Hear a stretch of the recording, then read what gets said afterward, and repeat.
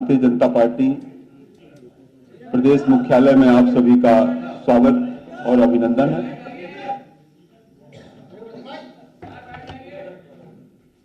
हम सबके मध्य केंद्रीय सूचना एवं प्रसारण मंत्री और भारतीय जनता पार्टी के प्रदेश चुनाव सह प्रभारी माननीय अनुराग ठाकुर जी विभिन्न विषयों के साथ आपके समक्ष हैं। मैं माननीय अनुराग ठाकुर जी से अनुरोध करूंगा कि उस प्रेस वार्ता को नमस्कार मित्रों, पिछले कल ही भारतीय जनता पार्टी ने माननीय गृह एवं सहकारिता मंत्री भारत सरकार के और पार्टी के वरिष्ठ नेता आदरणीय अमित शाह जी ने उत्तर प्रदेश के लखनऊ में आकर भारतीय जनता पार्टी के संकल्प पत्र 2022 को जारी किया, जो प्रदेश के लोक कल्याण के लिए जारी किया गया। और इस संकल्प पत्र में अगर आप देखेंगे तो बहुत सारे, अगर आप कुल मिलाकर देखें तो पूरे पेज के अंदर अलग अलग वर्गों के लिए हमने अपनी ओर से वो सब बातें रखी हैं कि किस तरह से प्रदेश का विकास होगा। आज मैं एक विषय को लेकर आप सबके सामने आया, क्योंकि किसी भी समाज, किसी भी प्रदेश में जहां मातृशक्ति का सम्मान होता है, उसी का ही उद्धार उत्थान भी होता है, उसी की प्रगति भी होती, विकास भी होता है। पिछले 5 वर्षों में योगी जी की सरकार ने नारी सुरक्षा, सम्मान और स्वावलंबन पर काम किया है। हमने फिर संकल्प लिया कि महिलाओं को सुरक्षा, सम्मान के अधिकार जारी रहेंगे। महिलाओं को समृद्ध और संपन्न बनाने की हमारी ये विकास यात्रा जारी रहेगी। महिलाओं और बेटियों के उत्थान के जो संकल्प पहले लिए थे, उसमें और बढ़ोतरी करके आगे बढ़ते जाएंगे। सशक्त नारी के माध्यम से समृद्ध प्रदेश बनाएंगे। सशक्त नारी के माध्यम से समृद्ध और संपन्न परिवार भी होंगे। और उसके लिए महिला सुरक्षा पर हमने सबसे बड़ी प्राथमिकता के तौर पर देखा है। और महिला सुरक्षा पर प्राथमिकता दी भी है और बड़ी जिम्मेदारी के साथ उस पर काम भी किया है। सशक्त नारी, सशक्त प्रदेश, यूपी फिर मांगे भाजपा सरकार। क्यों? क्योंकि यहां पर महिलाएं अपने आप को सुरक्षित और सम्मानित महसूस करती हैं, जहां दूसरी पार्टियां कई ऐसी हैं जो महिलाओं की बात तो करती हैं, लेकिन वहां से महिलाएं छोड़कर लगातार जा रही। कोई पोस्टर पर थी तो कोई परिवार का हिस्सा थी, लेकिन वो छोड़कर चली गई। पोस्टर वाले भी छोड़ गए, परिवार वाले भी छोड़ गए, क्योंकि वो भी सुरक्षित महसूस करती हैं। तो कहीं ना कहीं उत्तर प्रदेश में भारतीय जनता पार्टी की सरकार। दूसरा मैं कहना चाहता हूं, अगर मैं सशक्त नारी पर जो हमने कल अपने संकल्प पत्र में कहा है, मैं आज एक एक करके आपके सामने रखूंगा।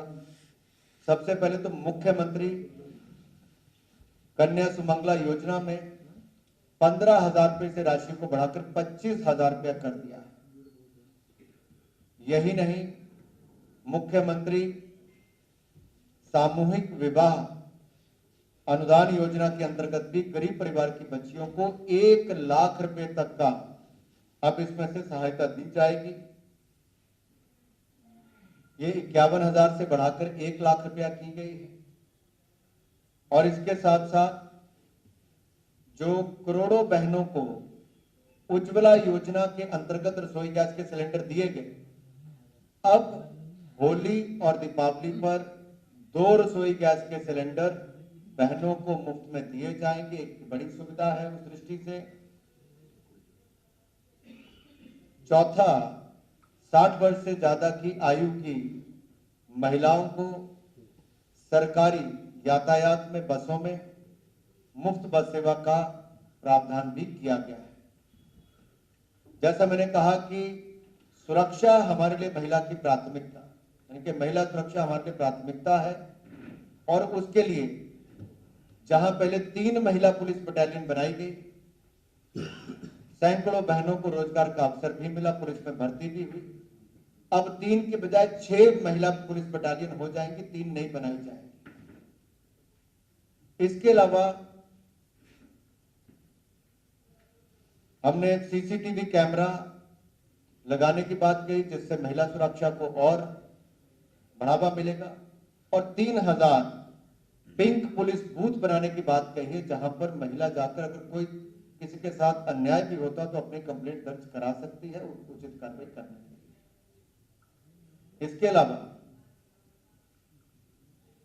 महिलाओं को सरकारी नौकरियों में, क्योंकि हम बात करें समृद्ध और संपन्न करने की, उससे पहले एक विषय में और कह दूं कि बाजारों में भी जब गांव की महिला कभी शहर में आती, कस्बे में भी, किसी छोटे से टाउन में भी जाती है, तो आपने देखा होगा शौचालय ना हो तो बहुत दिक्कत है। छोटे छोटे बच्चों के साथ आना, बुजुर्ग महिलाओं का आना, बेटियां बहू का आना, तो सबसे बड़ी दिक्कत होती थी शौचालय का ना होना। हमने तय किया है कि हम 1000 करोड़ रुपए की लागत से सार्वजनिक स्थलों पर महिलाओं के लिए शौचालय का निर्माण करेंगे और उनका रखरखाव भी सुनिश्चित करेंगे, और इसको मिशन पिंक टॉयलेट के नाम से ही आगे चलाया जाएगा। महिलाओं की समृद्धि के लिए जहां एक और सरकारी नौकरियों में, चाहे यूपीएससी की बात हो, यूपीएसएससी की बात हो, या फिर और सरकारी नौकरियां जो है, वहां पर भी महिला की जो अभी संख्या है, जितनी नौकरियां हैं, उससे उसको दुगना करने का काम अगले 5 वर्षों में पूरा कर लेंगे। स्वयं सहायता समूह एक बहुत बड़ा प्लेटफॉर्म है, जिसके माध्यम से बहनों को रोजगार स्वरोजगार के अवसर मिलते हैं। हम पूरे उत्तर प्रदेश में 5000 करोड़ रुपए की लागत से 5 लाख नए स्वयं सहायता समूह बनाएंगे, ताकि उन बहनों को रोजगार स्वरोजगार के अवसर मिले, और इन स्वयं सहायता समूह में काम करने वाली बहनों को क्रेडिट कार्ड की सुविधा देंगे। ये क्रेडिट कार्ड में 1 लाख रुपए तक की आने वाले समय में इसमें सुविधाएं दी जाएंगी, यानी कि कोई भी बहन अपने क्रेडिट कार्ड के माध्यम से आने वाले समय में 1 लाख रुपए तक का खर्च कर पाए। इतनी बड़ी सुविधा, इतने बड़ा सशक्तिकरण शायद आज से पहले नहीं हुआ। आपने देखा होगा बहुत सारे ब्याज के काल चक्र से ही नहीं निकल पाते, उसी में फंसे रहते हैं। बैंकों से 2.5-3 गुना ज्यादा ब्याज भी गरीब परिवारों को कई बार देना पड़ता था। उससे भी मुक्ति सेल्फ हेल्प ग्रुप को, जहां एक और अनुदान मिलेगा सेल्फ हेल्प ग्रुप शुरू करने का, लाखों बहनों को फायदा होगा, वहीं पर उनको एसएचजी क्रेडिट कार्ड के माध्यम से भी 1 लाख रुपए तक की क्रेडिट की सुविधा मिल पाएगी। रानी लक्ष्मीबाई योजना के अंतर्गत मेधावी छात्राओं को स्कूटी देने की बात हमने कल घोषणा की है।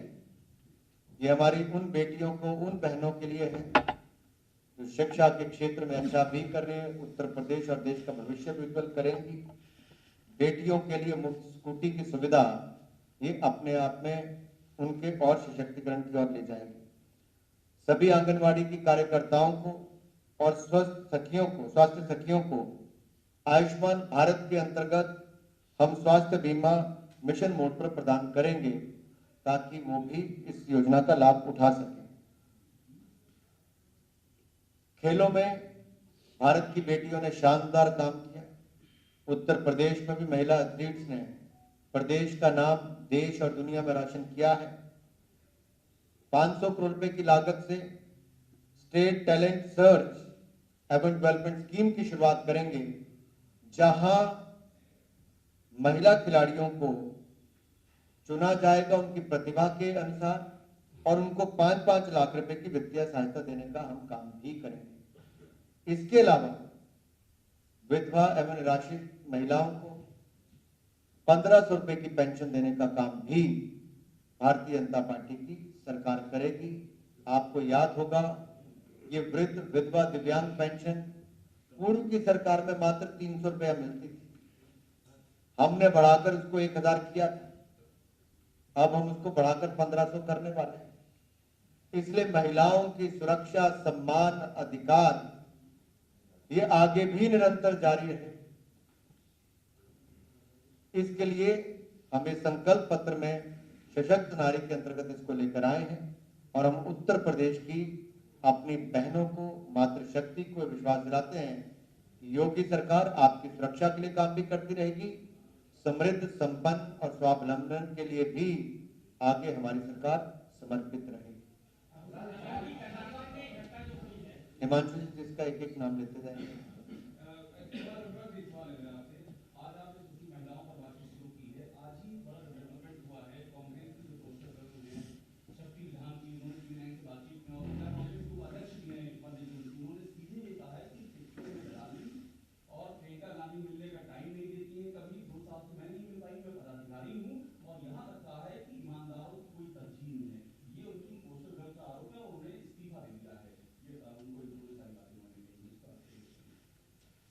देखिए, कांग्रेस पार्टी के नेता तो छोड़ते ही थे।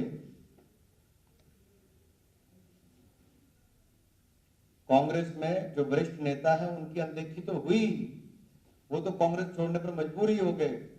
जो नई युवा पीढ़ी को भी तैयार करने का काम करते थे, कांग्रेस की नीतियों से त्रस्त होकर वहां के भ्रष्टाचार के तंत्र को देखकर आज कांग्रेस से युवा पीढ़ी भी कन्नी काट रही, उनके पोस्टर गर्ल्स भी छोड़कर जा रहे हैं, भ्रष्टाचार के गंभीर आरोप लगा रहे हैं, अनदेखी की बातें कर रहे हैं। ये प्रियंका वाड्रा जी के ऊपर इतने बड़े आरोप एक के बाद दूसरे लगे हैं। प्रियंका वाड्रा जी को इस पर जवाब देना चाहिए, राहुल गांधी जी को जवाब देना चाहिए कि आखिरकार टिकटों की नीलामी के आरोप, गंभीर भ्रष्टाचार के आरोप, महिलाओं की ही अनदेखी के आरोप कांग्रेस के ऊपर जो लग रहे हैं, क्या इसके लिए कांग्रेस का ये परिवार जिम्मेदार नहीं? कांग्रेस की नीतियां जो भ्रष्टाचार से जुड़ी हुई, क्या वो जिम्मेदार नहीं?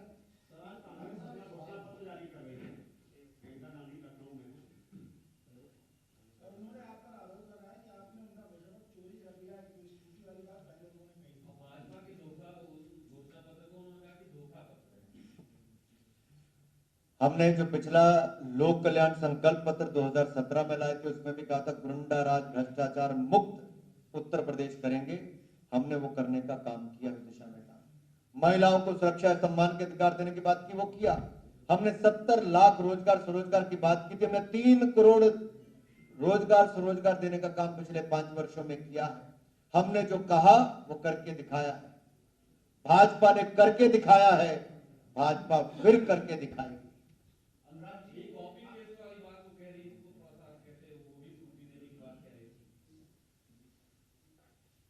देखिए,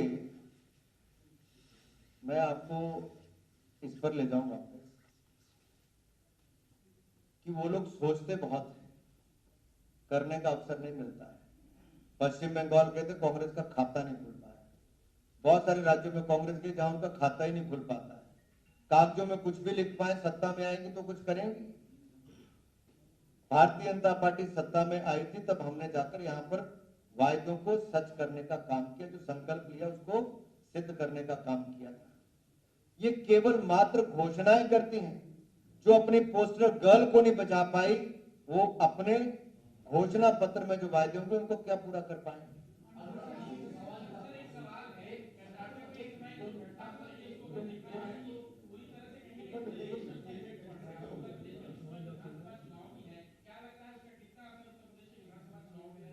एक एक करके सवाल आने दीजिए, पूछिए क्या सवाल, क्या सवाल है?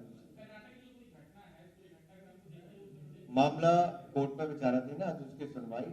मुझे लगता है आपको, मुझे और सबको ही कोर्ट के निर्णय का इंतजार करना चाहिए।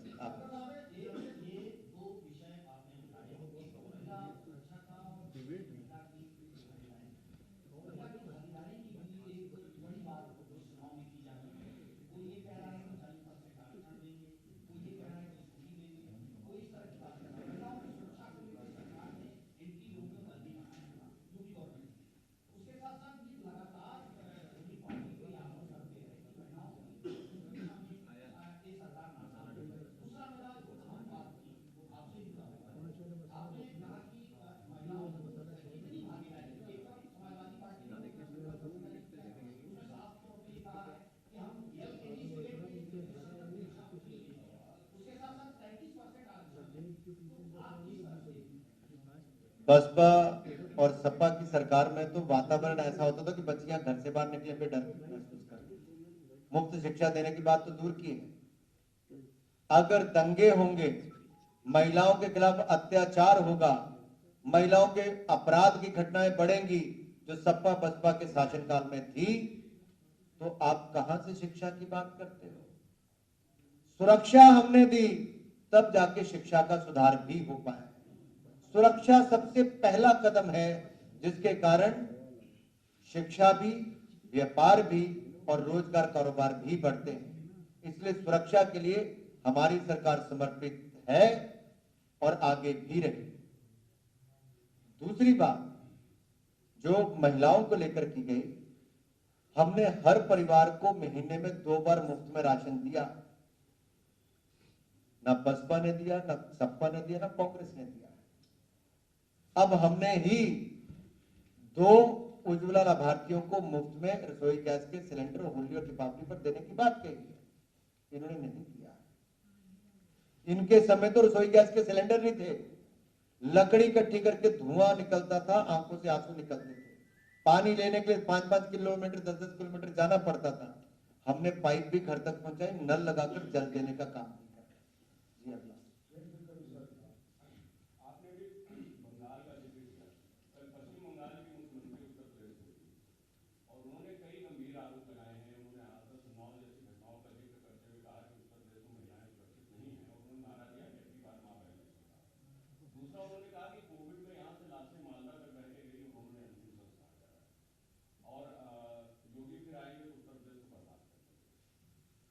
देखिए, उत्तर प्रदेश में योगी जी की लोकप्रियता इतनी है कि पश्चिम बंगाल के मुख्यमंत्री को भी यहां पर आना पड़ रहा है। ये वही पश्चिम बंगाल के मुख्यमंत्री जो चुनाव के समय यूपी को बदनाम करने की कोई कसर ममता बनर्जी जी ने नहीं छोड़ी। यूपी के लोगों को गुंडा कहने से ममता बनर्जी जी पीछे नहीं हटी। और ममता बनर्जी जी को लेने सबसे पहले कौन गया?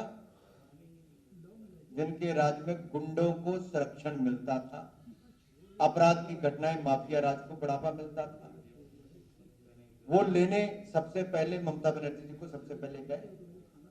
मेरा सवाल ममता बनर्जी जी और अखिलेश यादव जी से, एक ने उत्तर प्रदेश का अपमान किया ममता बनर्जी ने, दूसरी ओर उत्तर प्रदेश के लोगों को जवाब देना पड़ेगा अखिलेश यादव जी को कि उत्तर प्रदेश को अपमानित करने वाली ऐसी महिला को लेने के लिए वो क्यों गए,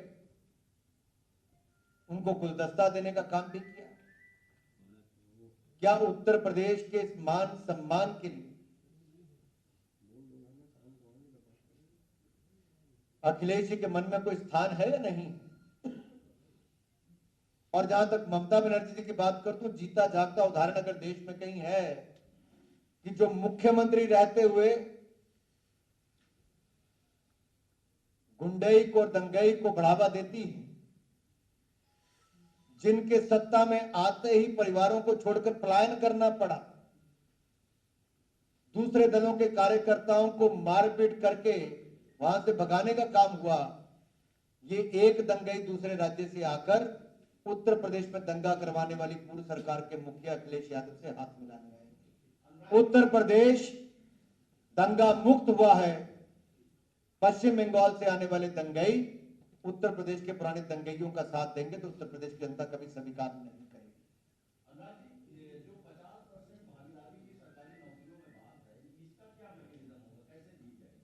देखिए, हमने पहले महिला पुलिस बटालियन 3 हमने बनाई, अब हम उसको 6 करने जा रहे हैं, दुगनी करने जा रहे हैं।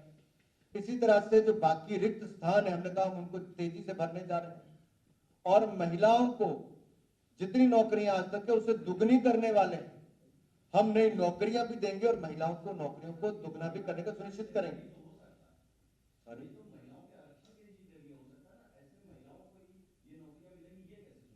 निश्चित तौर पर होगा। रोजगार स्वरोजगार के जब अवसर बढ़ते हैं तो उसकी संख्या भी बढ़ने ही वाली है और सरकारी नौकरियों के जो रिक्त स्थान है उनको जब भरेंगे तो निश्चित तौर पर दुगनी हो ही जाएगी। और इसके लिए हम संकल्पबद्ध हैं। हमने जो भी किया है उसके लिए कानून बनाना पड़ता है, कानून बनाएंगे, कुछ और करना पड़ता है वो भी करेंगे, लेकिन महिलाओं के लिए नौकरियों को दुगने करने का हमने संकल्प लिया है, इसको सिद्ध करके ही देंगे।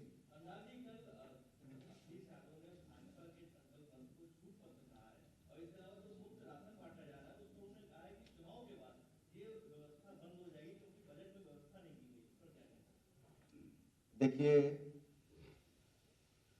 वो क्या कहते हैं इस पर हमें फर्क नहीं पड़ता, लेकिन आज उत्तर प्रदेश के लोगों के मन में एक सवाल है कि सपा अपना संकल्प पत्र जारी करने आए या घोषणा पत्र जो भी करना है, जो भी नाम दिया होगा, उस समय क्या उस पार्टी के नेता थे साथ में? मंच पर कौन था?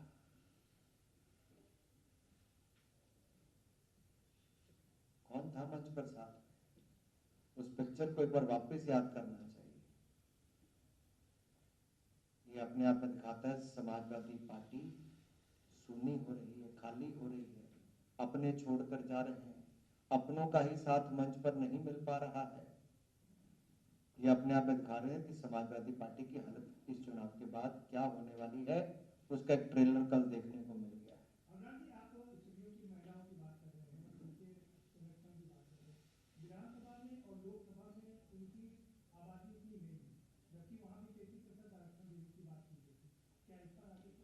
आप पिछला रिकॉर्ड उठाकर देखिए, जब जब महिला आरक्षण की बात आई, समाजवादी पार्टी ने उसका विरोध किया लोकसभा में। ये महिलाओं के पक्ष में कभी थे ही नहीं। अखिलेश यादव जी को पूछिए, क्या उस समय वो सांसद थे? इनके सांसदों का रवैया क्या था? महिला आरक्षण पर समाजवादी पार्टी ने सदा विरोध किया है। उनके आरक्षण पर भी, उनके विकास पर भी रोड़ा अटकाया है, और महिलाओं को असुरक्षित करने का काम किसने किया है? तो समाजवादी पार्टी के समय।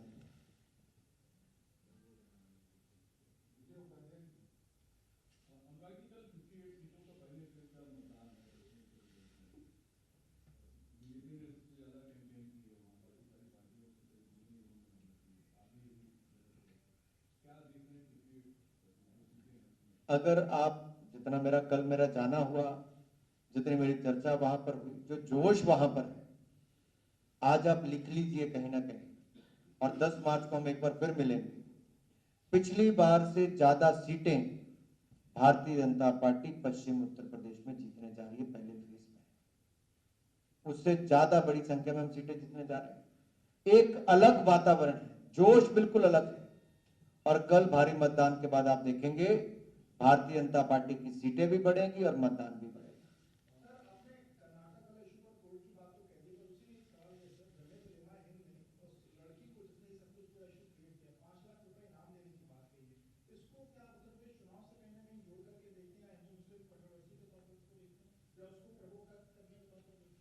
नेक्स्ट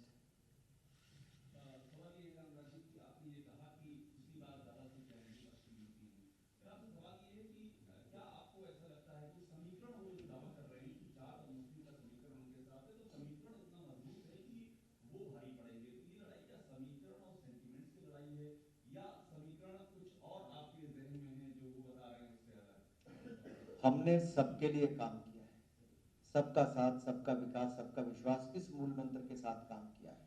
5 वर्षों में ना जाति देखा, ना धर्म देखा, जिसके हक थे उसको अधिकार देने का काम किया है। पक्का मकान बनाकर दिया। अब पश्चिम उत्तर प्रदेश में जाकर देखिए, गरीब मुसलमान परिवारों को पक्के मकान मिले, अनुसूचित जाति, जनजाति, घुमांतुर पिछड़ों को पक्के मकान बनाकर मिले। कोई ये नहीं कह सकता कि मुझे मुस्लिम देखा या हिंदू देखा। जो गरीब था उसको गरीब के नजरिए से देखकर उसके अधिकार देने का काम किया, और वो गरीब भी, वहां का नागरिक भी अपने वोट का अधिकार उसी तरह से करेगा जिसको मुफ्त 2 बार राशन भारतीय जनता पार्टी ने दिया, पक्का मकान दिया, बिजली का कनेक्शन दिया, पीने का पानी दिया, और 5 लाख का इलाज मुफ्त में दिया, मुफ्त में वैक्सीन भी लगाने का काम किया। वो ये नहीं देखेगा कि उसकी जाति धर्म क्या है, वो ये देखेगा उसको अंधेरे से निकालकर उजाले में लाने का काम किसने किया? कच्ची झोंपड़ी से पक्का मकान किसने दिया, सूखे गले को पीने का पानी किसने दिया है, ये गरीब की जुबान पर होगा। और वोट जब बटन दबाएगा तो कमल ही दिखाई देगा, कमल ही दिखाई देगा। धन्यवाद। दे लो।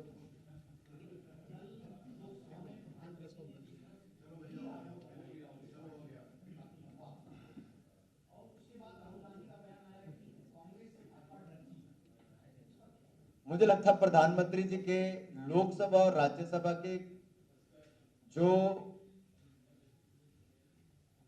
राष्ट्रपति जी के पर जो उत्तर देते हुए अपना जवाब दिया, एक ऐतिहासिक मैं कहूं अगर रिप्लाई अगर पार्लियामेंट के दोनों हाउसेज में हुआ है, उस भाषण में इतना गहराई है, गंभीरता, इतना कंटेंट है। ना केवल कांग्रेस को आईना दिखाया, देश के सामने कांग्रेस की सही पिक्चर दिखाई कि कांग्रेस ना होती तो क्या होता। मुझे लगता है उसको बार बार देखना भी चाहिए, दिखाना भी चाहिए।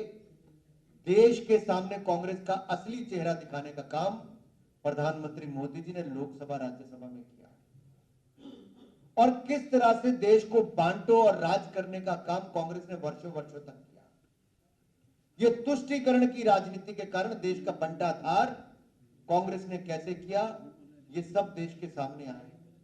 और जम्मू कश्मीर पर कांग्रेस की जो नीतियां थी, जिसके कारण 43,000 लोगों को जान गंवानी पड़ी, हमारे सुरक्षा कर्मियों से लेकर आम नागरिक को, उसके कारण कितना नुकसान हुआ।